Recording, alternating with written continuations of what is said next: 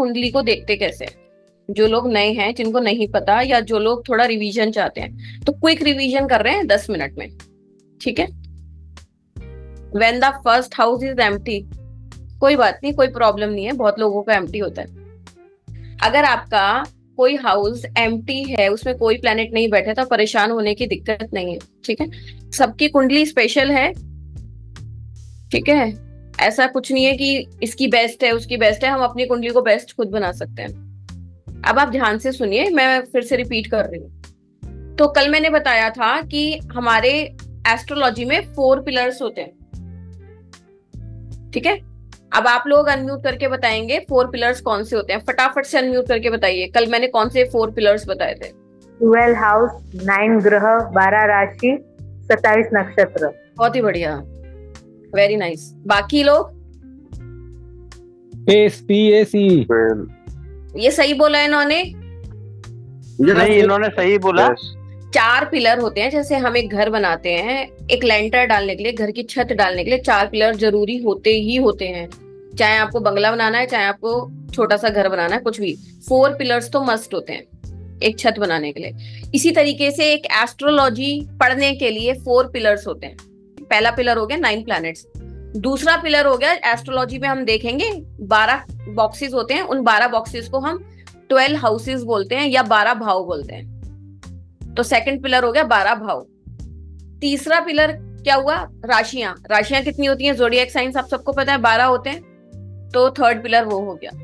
Fourth pillar 27 नक्षत्र। अपनी कुंडली में कैसे देखना है वो मैं फिर से रिपीट कर रही हूँ। एक क्वेश्चन है अभिषेक जी का, वैदिक न्यूमरोलॉजी और BNN में डिफरेंस क्या है?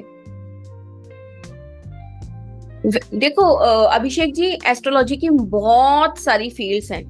हर एक एस्ट्रोलॉजी फॉर्म अपने आप में कुछ अलग बताती है। ठीक है। तो BNN अलग है, वैदिक एस्ट्रोलॉजी अलग है। वैदिक एस्ट्रोलॉजी में बहुत सारे रूल्स होते हैं और बहुत कॉम्प्लिकेटेड हो जाती है, जबकि BNN को समझना बहुत बहुत बहुत आसान और सिंपल है। हम सीधा कुंडली पे आ जाते हैं। जिन्होंने पहली बार जिंदगी में कुंडली देखी है या नहीं देखी, कभी तो इस तरीके की कुंडली आपके सामने आई होगी, यस और नो? ठीक है। तो कुंडली हम इसमें जो कंसीडर करते हैं वो लगन कुंडली कंसीडर करते हैं। लगन कुंडली कल मैंने बताया था। अब जब भी आप कुंडली ओपन करेंगे तो आपको ये क्या क्या दिखने वाला है? देखो, कल मैंने आपको बताया था 12 हाउसेस होते हैं, फिक्स होते हैं। भी आप कुंडली ओपन करेंगे तो आपको ये क्या क्या दिखने वाला है?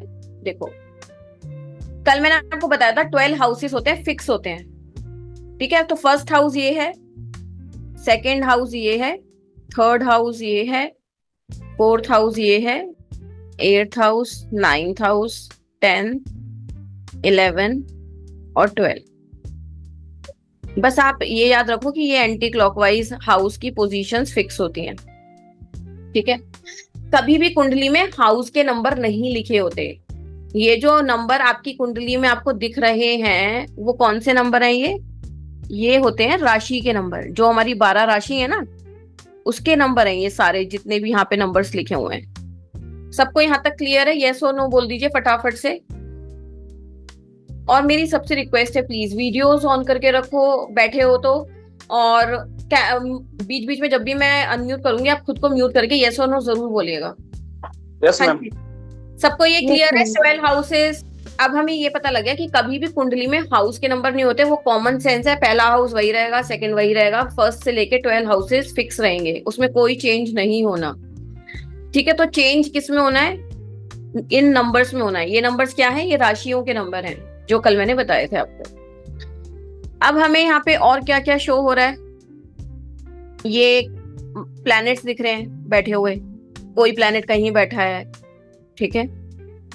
तो यहाँ पे देखो, हमें सिर्फ 9 प्लैनेट्स कंसीडर करना है। हमें यूरेनस और आपका प्लूटो और ये नेपच्यून, ये कंसीडर नहीं करने। 3 प्लैनेट्स ये अलग अलग हाउसेस में बैठे हुए हैं और अलग अलग राशियों में बैठे हुए हैं।